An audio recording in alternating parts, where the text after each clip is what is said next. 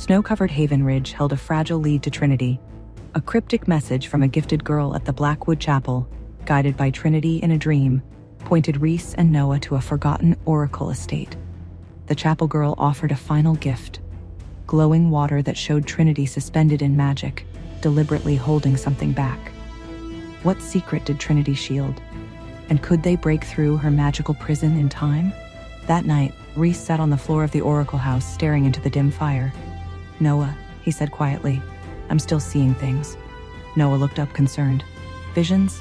More like lives. Moments that never happened. But they feel real. Too real. And every time I close my eyes, I'm back there. In some version of a world where she's already gone or I've already failed." Noah leaned forward. "Do you think it's a trick? Warlock magic?" Reece shook his head. "It's something deeper. Something embedded in me. If we don't figure it out, I'll be stuck in this loop forever. I won't know what's real anymore." Noah said nothing for a long while. Then, "We need help, and I think I know who might have answers." Far south in a crumbling port city, Vincent walked through the alleyways of the underground trade market, disguised under a hood and layers of leather armor. He wasn't searching for Trinity. He was hunting the ones who took her. A contact finally showed, pale-eyed, sharp-toothed, warlock-blooded. "You've got the wrong scent," the contact said. "The girl's gone, but the one who sealed her, he's still alive." Vincent's hand shot forward, blade pressed to the man's throat. "Tell me where he is." The contact smirked. "You'll find Caleb in the ruins of Orometh, preparing something big, something ancient." Vincent's eyes narrowed. "Then I'll burn Orometh to the ground," he thought. Trinity floated between worlds. She no longer aged, no longer breathed in the way mortals did. Her body was suspended in a cocoon of arcane threads, tied to an altar woven of snow and flame. She watched the world through glimpses. Reece walking in snow, Vincent drawing blades, Noah arguing with ghosts. But she could not call out. Only wait. In her dreams, she heard footsteps. Sometimes Caleb, sometimes Reece, but the one she feared most was the shadow version of herself. The one who whispered, "Stay. If you leave, everything breaks again." Noah's contact led them to the Rift Temple, a place where magic bent, where timelines splintered. A priestess of the old gods waited for them. "You seek a girl between moments," she said, "but she is not lost. She is anchored." Reece stepped forward. "Anchored to what?" "To you, to memory, to love, and to danger. Caleb has found a way to unmoor her, to release her from time itself. If he succeeds, she will never have existed." Noah cursed. Reece turned to the priestess. "Then how do I find her?" She held out a small shard of polished onyx. "You don't find her. You remember her harder than time forgets." They left the Rift Temple and followed the priestess's instructions into a forest no map acknowledged. It was the Hollow Road, a place where thoughts became echoes and memories walked beside you. Reece was the first to falter. He saw her again, Trinity on the edge of a cliff, smiling, reaching out. But when he took her hand, she became mist. Noah shook him. "We're close. I can feel it."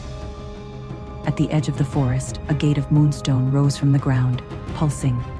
Reece touched it. A voice answered, "You're almost here. Just a little longer." And the gate opened to light. The moonstone gate led them into a grove unlike anything they'd seen. Trees glowed softly, their trunks veined with light, and pools of still water reflected not the sky, but moments, memories, echoes. As they stepped forward, Reece's reflection fractured into a dozen versions of himself. Some looked older, some broken. One smiled, but with Trinity by his side. Noah touched a tree, flinching. "These woods remember." A voice came from within the grove. "This is the place where what you want meets what you fear." Trinity's voice. Reece ran toward it, passing between illusions of his past and their many might-have-beens. But at the heart of the grove, all he found was a mirror. Not glass, but liquid. He reached for it. His fingers passed through. "You must choose which version of her you want to save," the mirror said. And Reece, his throat tight, replied, "I want the real one, even if it breaks me." Reece collapsed on the forest floor, exhausted. The energy of the mirror had drained him, but something had shifted. The images had stopped twisting. The noise inside his head had dulled. Noah found him minutes later, pale and shaking. "What happened?" Reece looked up, tears in his eyes. I think she heard me. I reached her. Meanwhile, far away in a chamber outside time, Trinity stirred. Her cocoon of threads trembled. For the first time in weeks, she whispered, "Reece." Her voice cracked the silence. The energy around her began to flicker, unravel.